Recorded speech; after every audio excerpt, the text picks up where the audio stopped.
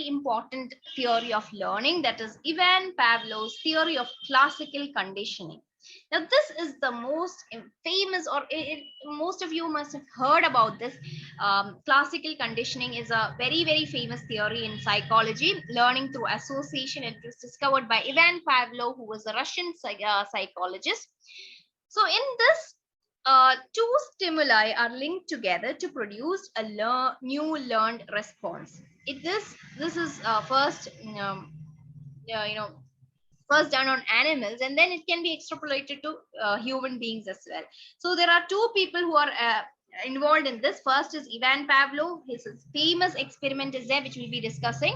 And then about John Watson. He is also the person who actually put out this theory, who was able to explain all aspects of human psychology with this kind of classical conditioning theory. So Watson believed that all individual differences in behavior were due to different experiences of learning. Now, classical conditioning. So please write down, take notes in this, because classical conditioning is a question that is repeatedly asked, and it can come in paper 1 also. So because it is a theory of learning. So all these learning theories are, it is very beneficial because this is there in a paper 1 as well. Okay. So classical conditioning is a form of learning whereby a conditioned stimulus becomes associated with an unrelated unconditional stimulus in order to produce a behavioral response known as conditional response. Now, this might sound very sound like Greek and Latin to you. Let me say, give it with an example. There's a famous study of Ivan Pavlov. This is the experiment which involves the study of salivation of dogs. Now, Ivan Pavlov was originally studying the saliva of dogs as it is related to digestion. As he conducted his research, he noticed that dogs would begin to salivate every time he entered the room, even if he had no food. So what happens is, the dogs were associating the person's entry into the room with being fed. This led Pavlov to design a series of experiments in which he used various objects to condition the salivary response. So let me explain this in a very manner. Okay. This is the classic example, Ivan Pavlov's dog experiment. Okay, the first one is, there is a unconditioned, means you are not conditioning anything. You are not controlling anything. A dog, when he is hungry, when he is presented with food, the dog will start salivating, will start producing saliva. This is an unconditional stimulus, an unconditioned response. Very normal case. That is, when the dog is presented with food, the dog will start salivating. This is an unconditioned stimulus and unconditioned response. Conditioning means you are controlling something. That is what is conditioning. Unconditioned means it is a natural setting. You're not involving in anything. Okay. Now, here Pavlov introduced a certain thing that is called as a neutral stimulus. That is just a bell. Okay, he started ringing a bell. That's a normal response which has nothing to do with food, nothing to do with a dog. He started ringing a bell. So the dog, naturally, there is nothing to do. There is no connection with anything, right? Ringing a bell is just a normal new stimulus. So initially, before conditioning, there is the bell forms a neutral stimulus. Okay, there is no response from the dog because of the bell ringing. Now, what Ivan Pavlov did is, he started whenever he gave the dog, he was feeding the dog. Whenever he came with the dog food, he started ringing the bell. Okay, that is, whenever he brought the food for the dog, he started ringing the bell. So each time the dog unconsciously started thinking, that started associated the bell with the food. Okay, so every time the person comes with the food, the bell is rung. So what happens is that the bell started being associated with food. Okay, so what happened is, after this conditioning, just hearing the bell, the dog started salivating. That is, the dog is unconsciously associating the food, the bell with the food. That is, he is thinking, or the dog is thinking that, okay, now I'll be fed. That is why the bell is ringing. So each time, even without the food, just hearing the bell, the dog starts to salivate. This is called as conditioning. You are actually pairing a neutral stimulus with a conditioned stimulus and making a new association. You're teaching the dog something that he has not been taught. That is, he is associating something. There is a conditioned stimulus and a conditioned response. That is, after you're teaching them something new, you are controlling the certain things and you are giving it to them. This is called as a classical conditioning. This is a very famous experiment. This is the Pavlov's dog experiment. So this is there are three stages of classical conditioning. First is before the conditioning. When you are provided with the food, the dog will salivate, and when you're just ringing the bell, there is no salivation. Okay, the bell is being run, the dog has absolutely no response. Now during the classical conditioning, what is done is the bell is rung and the food is given. Okay, and so the naturally the dog will salivate because he is seeing the food. And after this, continuously doing this, that is ringing the bell and presenting the food for many times, like repeatedly doing this, the dog is getting conditioned. That is, classical conditioning has happened. And after this classical conditioning, what happens is, only if you show the if you ring the bell, the dog starts to salivate. This is the example. This is the famous Ivan Pavlov's experiment of classical conditioning. So there are four factors of classical conditioning. First is the unconditioned response, was the dog's natural salivation in response to seeing or smelling the food. That is unconditional because you are not playing any role in it. It is a natural response of the dog. Now, unconditional stimulus is the sight or the smell of the food. The presenting of the food is the unconditional. There also you're not doing any controlling. Now, the next is conditioned stimulus. Conditioned stimulus was ringing the bell, which previously had no association with food. Now, conditioned response was the salivation of the dog in response to ringing of the bell, even when no food was present. So these are the different terms coming up: unconditioned response, conditions, unconditional stimulus, conditioned stimulus, and conditioned response. Now, there are certain terms that we need to know in this experiment. First one is acquisition. Now, acquisition is the initial stage of learning, when a response is first established and gradually strengthened. During the acquisition phase of classical condition, a neutral stimulus is repeatedly paired with an unconditional stimulus. That is, a neutral stimulus is the bell here, and the unconditioned stimulus is the food. So after so this is acquisition is when the learning is acquired, the initial stage of learning, when the response is established, that is called as acquisition, and it is gradually strengthened. So this is the acquisition. Now extension is, for example, after some time, when you are no longer ringing the bell and you're only presenting the food, and repeatedly you're doing that, that is after some days you're not giving any you're not ringing any bell. What happens is that the naturally the person stops to have that conditioned response. That conditioned response will completely disappear. So after some time, what happens is that whenever, if even if the bell is rung, the food is not going to come. So the dog learns that, okay, this is no use, it's I'm not going to get any food. Naturally there will not be any salivation. That is called as extension of a behavior. Now the next term is spontaneous recovery. Now, sometimes a learned response can suddenly re-emerge even after a period of extinction. So spontaneous recovery is a reappearance of the conditioned response after a rest period or period of lessened response.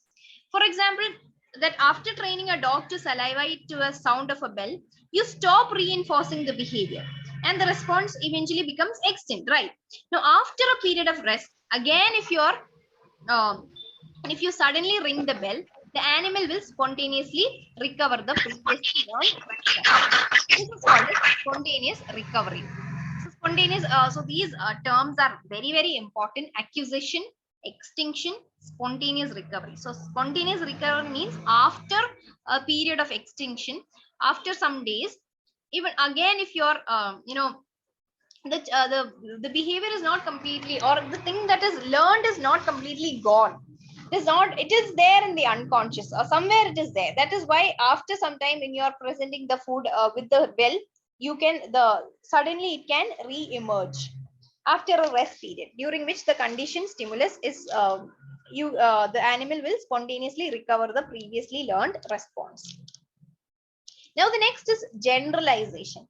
Now, stimulus generalization is the tendency for a conditioned stimulus to evoke similar response after the response has been conditioned.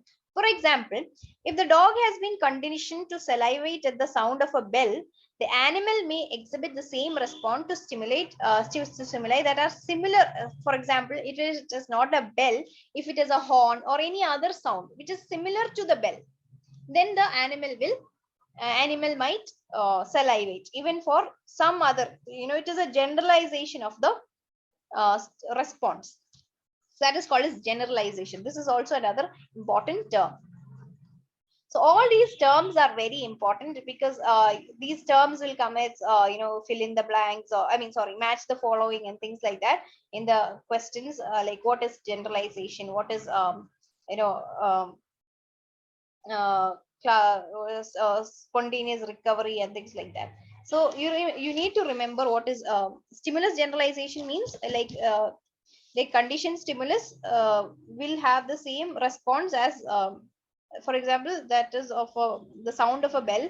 Even if like this dog might salivate, even if it is not the sound of a bell exactly, if it is a similar sound, that is what is generalization. Now, the next is discrimination. So, this is the opposite of generalization. That is, discrimination is the ability to differentiate between a conditioned stimulus and other stimuli.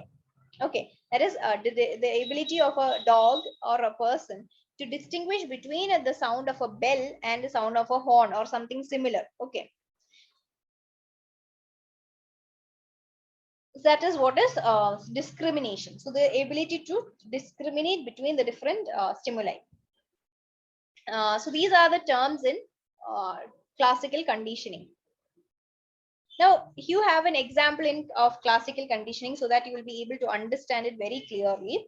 So I've said earlier that two people were mostly involved in classical conditioning. One is Ivan Pavlov, and then the next one is John Watson. Right now, John Watson's experiment was with little Albert. Now, this is a little Albert is a child who showed initially he had absolutely no fear for rats or anything. But after some time, what this person did is he paired the rat with really loud, scary sounds. When the rat was present, it was in the background. There was a huge, scary sounds was also present. So naturally, what happens is the child started, whenever he sees the rat, these kind of loud scary sounds started to come. So what happened is the child started to associate the rat with all these scary sounds. So the child's fear started, so the child um started fearing the rat. Now, prior to the condition, before the conditioning, the white rat was a neutral stimulus. There was absolutely nothing wrong. The child was not scared of it or anything. Now, the unconditional stimulus was the loud clanging sound. So, unconditional sound means the child was already scared of these loud sounds. And the unconditioned response was the fear response created by the noise. So, this was like a natural thing. The unconditioned stimulus was the sound, and the unconditional response was the fear, because the child was normally scared of these loud sounds.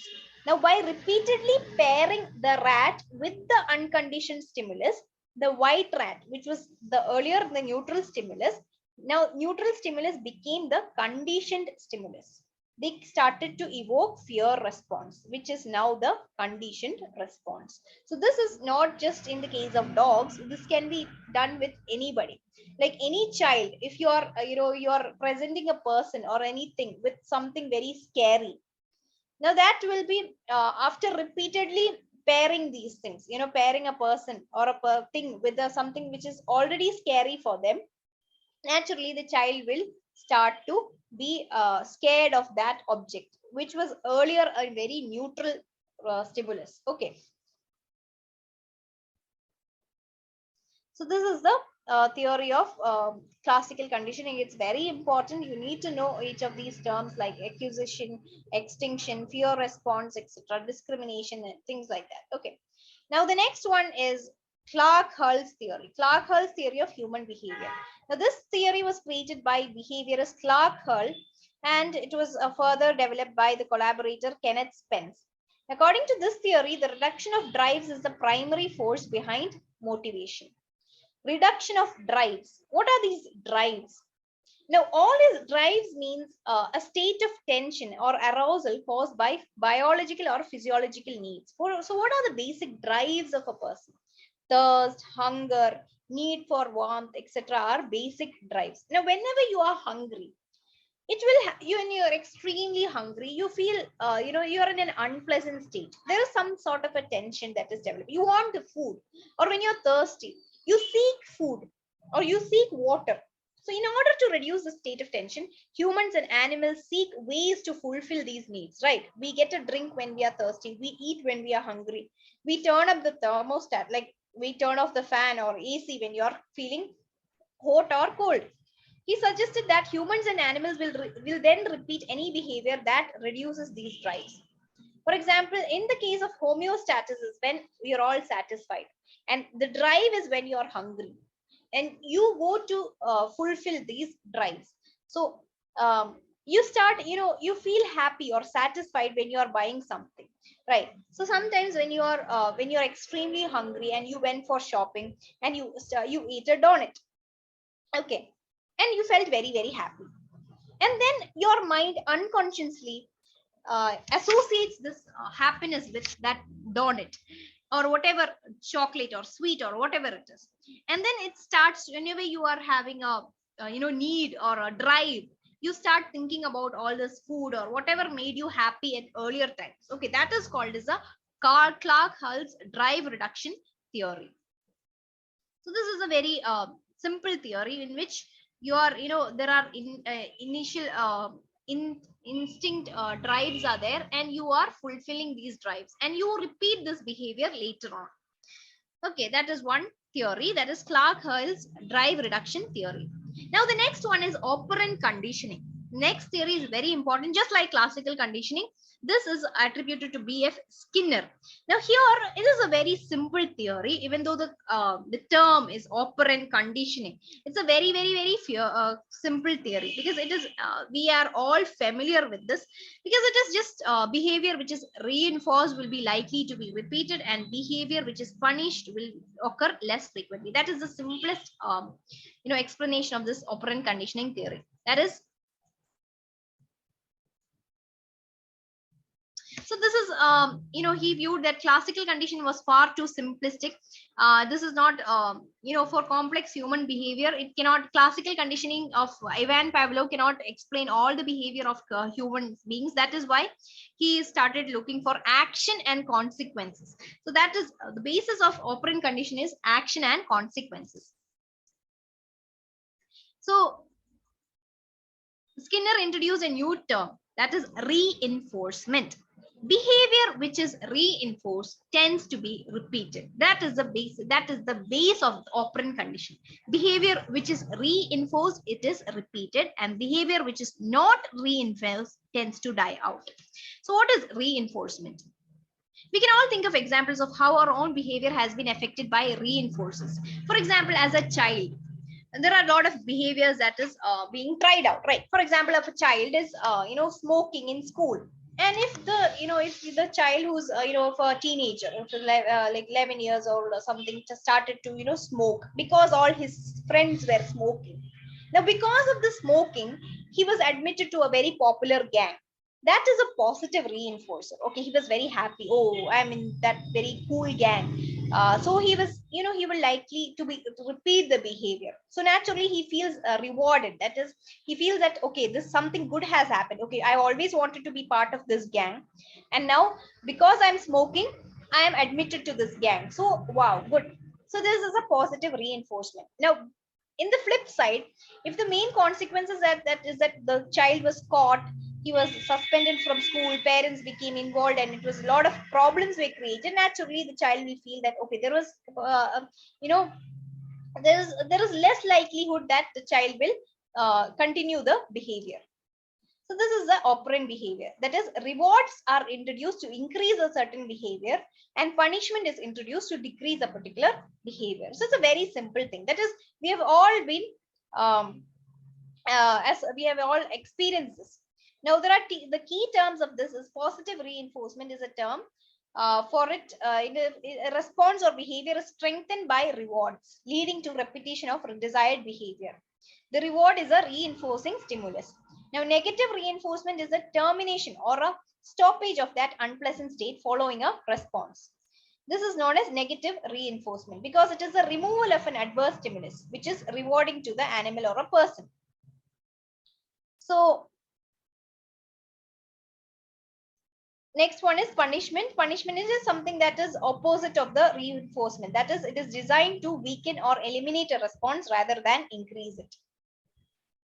So like reinforcement, punishment can work either by directly applying an unpleasant stimulus or by potentially rewarding removing a potentially rewarding stimulus. For example, if a child is known to, do something bad, he is failed in an exam, or he's doing some drugs or something bad. So what the a positive reinforcement, I mean negative reinforcement, can either be a punishment. For example, he is being given any particular punishment that is not being allowed to go out or something like that, or removing a potentially rewarding stimulus, for example deducting someone's pocket money, etc. So you can either give a punishment, like if you're you can give a grounding punishment like that, like locking up in a room or anything, or you can even remove something that is good. For example, taking away their mobile phone is a very great negative reinforcement, because we are involved in something bad. So you snatch away the mobile phone and tell that you're not going to get any you're not going to use this for another week. So that is something which is a negative reinforcement, which is a punishment. So these are the different types. So classical conditioning is mostly involuntary in nature. That is, the dog, the Ivan Pavlov experiment is, in this, the dog is unconsciously doing it. It is a reflex action. But in the case of operant condition, you are actually thinking about it. You're thinking that, oh, okay, I am smoking. I am getting admitted to this gang. I am good. Okay, so that is a good response. So I'll continue doing it. So there is some kind of thinking involved. So it is something voluntary. So that is why classical conditioning and operant conditioning are different in nature, because classical conditioning is mostly involuntary response and operant conditioning is voluntary response. Now the timing of the stimulus is mostly it is before the response. That is, the stimulus, for example, the ringing of the bell was before the response, right? Now conditioning for the in case of operant conditioning, after the particular behavior is shown, then only the stimulus is happening. That is, after smoking only you will have either the two different type of reactions. So that is what is the difference between classical and operant conditioning. So do you have any doubts?